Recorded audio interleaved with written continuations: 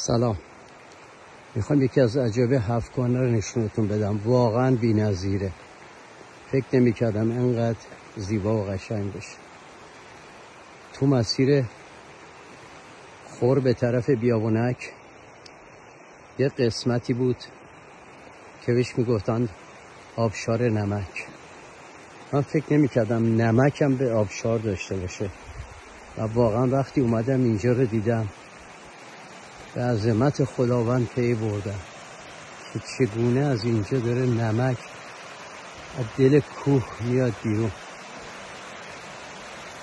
چقدر زیبا و قشنگه، چقدر بی‌نظیره.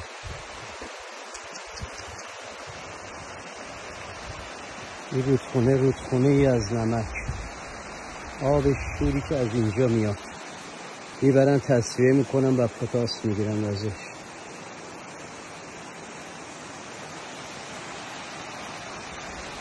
عظمت خداوند، لا اله الا الله.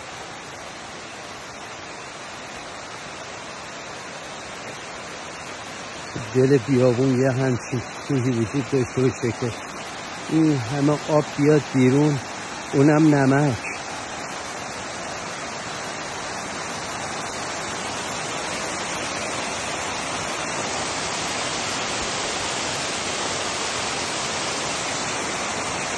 خدای عظمتش رو